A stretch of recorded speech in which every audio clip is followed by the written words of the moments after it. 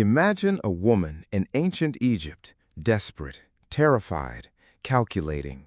She did not want this pregnancy, not now, not yet. So she reached for crocodile dung, fermented dough, ancient desperation. That single sentence sounds absurd today, but it worked, partially. Contraception is not a modern invention, not a 20th century idea. It is ancient, primal, woven into human history everywhere. Every culture, every era searched desperately for reproductive control methods. The desire predates writing itself, predates cities, predates agriculture entirely. Humans have always wanted sex without automatic, inevitable, unavoidable consequences. What they tried ranged from brilliant to genuinely deeply alarming. Let us begin with the oldest written evidence available today, the Kahun papyrus, Egypt, 1825 BCE, documents this desperation. Inside its fragile columns lies humanity's oldest surviving contraceptive prescription. Crocodile dung, mixed carefully with fermented dough, inserted before intercourse. Picture the smell, the texture, the sheer desperate improvisation involved. A woman kneeling in candlelight, mixing dung, praying it worked. Modern chemistry reveals something startling. This recipe was not insane. Crocodile dung is alkaline, hostile to sperm, requiring acidic environments. Ancient Egyptians observed something real, then acted on that observation. Another recipe combined honey with natron, a harsh mineral salt. Honey kills microbes, slows sperm, offers mild protective spermicidal properties. These women were scientists, working blind, without laboratories or explanations. They noticed patterns, tested substances, passed knowledge to their daughters. This was survival science, born from fear, hunger, and necessity. Mesopotamia held similar secrets, written into clay tablets long forgotten. India's Ayurvedic texts describe oils, herbs, internal preparations for prevention. China's ancient physicians documented comparable formulas across dynastic medical traditions. Everywhere civilization wrote things down, contraception appeared among the writing. This consistency suggests something older than any single civilization itself, something whispered between women long before anyone invented written language. Skeletons tell their own quiet, haunting story about prehistoric spacing. Hunter-gatherer women had children spaced 3 to 4 years apart. Biology alone cannot explain gaps this wide, this deliberate, this consistent. Breastfeeding suppressed fertility naturally, but something else was happening too. Researchers studying traditional societies today find deliberate spacing practices everywhere. Ancient mothers were managing bodies, families, survival with quiet determination. Now picture a Paleolithic woman, exhausted, nursing one child already. Another pregnancy now could kill her, could kill this baby. She understood risk instinctively, long before anyone wrote medical textbooks. Plants became humanity's pharmacy, offering secrets hidden inside their chemistry. Across every continent, cultures discovered plants affecting fertility and pregnancy. These cultures never met, never spoke, yet reached similar conclusions. Coincidence seems impossible. Something universal connects human biology and botany. Plants produce chemicals defending themselves against insects, fungi, hungry predators. Accidentally, some compounds interfere with mammalian hormones and reproductive systems. Humans noticed, experimented, remembered, and quietly passed this knowledge onward. Queen Anne's lace, wild carrot, became one such trusted ally. Hippocrates himself described its seeds as effective contraceptive medicine centuries ago. Modern research confirms something real happens inside the human body. The seeds interfere with progesterone, disrupting implantation through genuine biochemical mechanisms. It was dangerous, imprecise, yet undeniably rooted in actual pharmacology. Now for tragedy, real tragedy, born from desperate ancient demand. Silphium grew only near Cyrene, a Greek colony in Libya. Ancient physicians praised it endlessly: Hippocrates, Theophrastus, Dioscorides, Pliny the Elder. It prevented pregnancy, terminated pregnancy, depending entirely on the dosage used.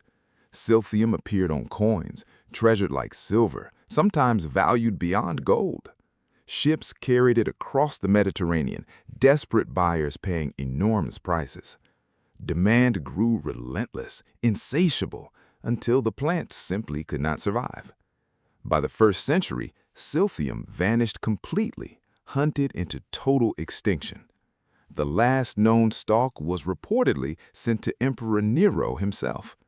An entire species disappeared, consumed by humanity's desperate reproductive desire. We will never know exactly what chemicals made Silphium so powerful. That knowledge died with the plant, lost forever to human history. Other plants filled the gap left behind by Silphium's extinction. Pennyroyal, wormwood, pomegranate seeds, juniper berries, wild ginger, cottonroot bark. Each culture had its own trusted, whispered, carefully guarded botanical secrets. Some remedies were dangerous, poisoning mothers enough to end pregnancies violently. Ancient physicians knew this risk, documented it, sometimes accepted it anyway. Desperation makes people accept terrifying risks when alternatives feel impossible. Cyrannus of Ephesus, a physician practicing medicine in 2nd century Rome, he wrote Gynecology, an astonishingly organized text on reproductive health. He distinguished contraception from abortion, favoring prevention over dangerous termination. His methods included wool pessaries soaked in oil, resin, pomegranate pulp. Olive oil actually kills sperm, confirmed centuries later by modern science. Pomegranate contains plant estrogens, genuinely altering the body's hormonal environment. He also recommended white lead, deadly, slowly poisoning the woman gradually. Effectiveness sometimes came bundled with horrifying, invisible, long-term physical consequences. Ovid, the Roman poet, mentioned contraception casually, almost dismissively in passing. This casualness reveals something important. Everyone already understood these practices existed. You do not explain something your entire audience already fully understands. The Talmud discusses contraception extensively, debating permissibility across different life circumstances. It mentions a device called muk, inserted before sexual intercourse. It mentions oral preparations, poetically called a cup of roots. Legal debate about permission only makes sense if methods actually worked. Nobody argues extensively about the ethics of something entirely ineffective. Barrier methods appeared repeatedly, independently invented across cultures never in contact. Egyptians used linen sheets, possibly protecting against disease and pregnancy both. Japanese traditions describe coverings made from tortoiseshell, later animal intestine. Imagine the discomfort, the awkwardness, the sheer commitment required for that.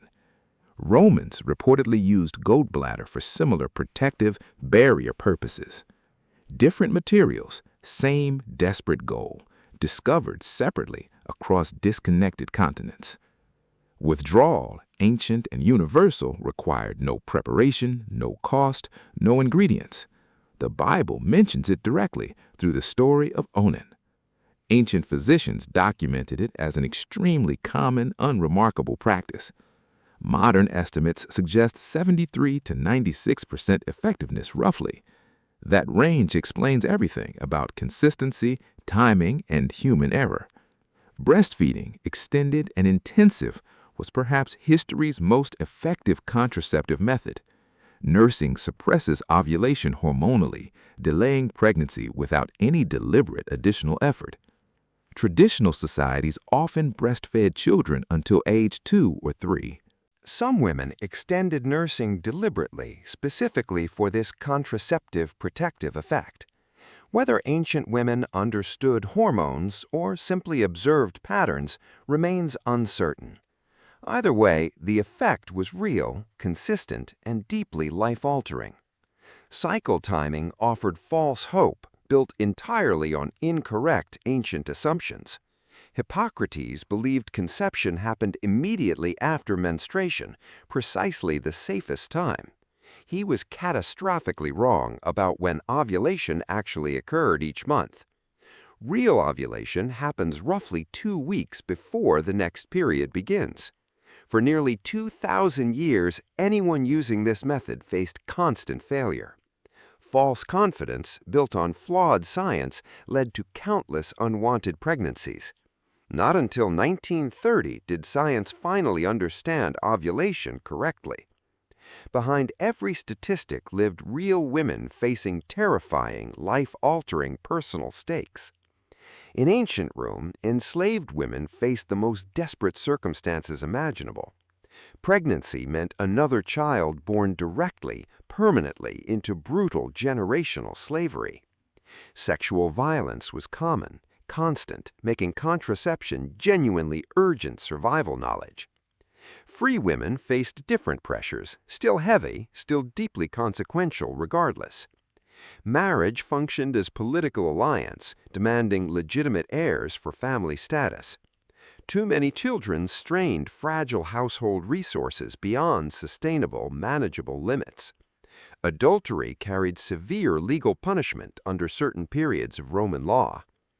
Reproductive control became necessity, not luxury, for countless desperate ancient women. Sex workers, heterae in Greece, courtesans across the ancient world, needed contraception desperately. Roman brothels operated legally, taxed institutions woven into everyday urban life. These women needed reliable methods more urgently than almost anyone else. Their motivation was immediate, constant, deeply tied to daily economic survival. Some historians argue this population preserved contraceptive knowledge more than physicians did. Necessity, not curiosity, often drives humanity's most persistent, urgent innovations forward. Formal medical texts survive because elite men wrote them down carefully. Grandmothers whispering herbal secrets to granddaughters left no written historical record. Yet their knowledge likely mattered more, reached further, saved more lives. History remembers Serranus. History forgot the woman brewing tea at midnight.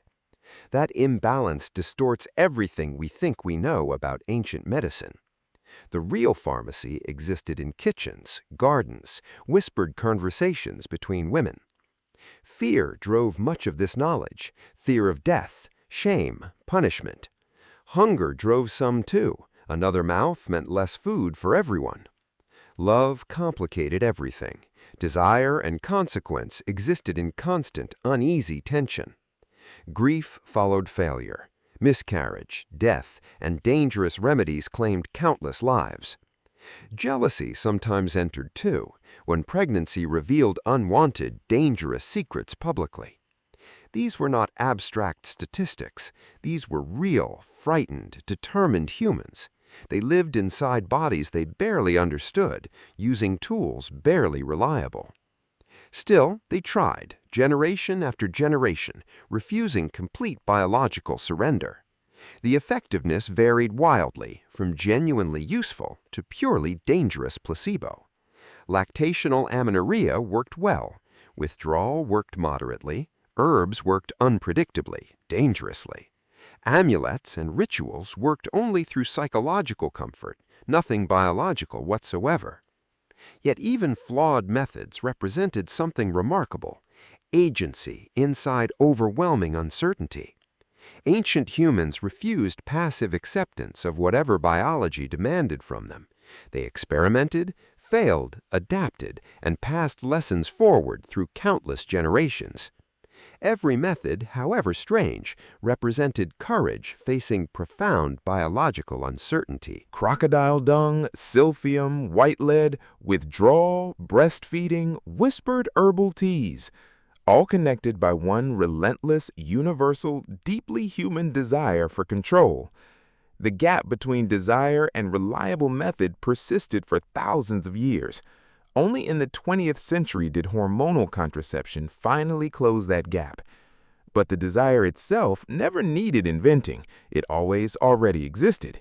It lived inside every ancient woman calculating risk beneath candlelight, alone. It lived inside Silphium traders, desperate physicians, whispering grandmothers, frightened brides.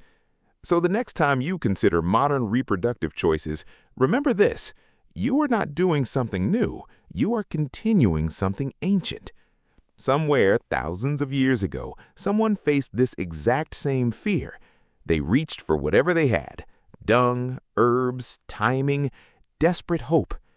We are still the same species, facing the same ancient questions. What does it mean to control your own body across millennia? Perhaps that question defines humanity more than any single invention ever could.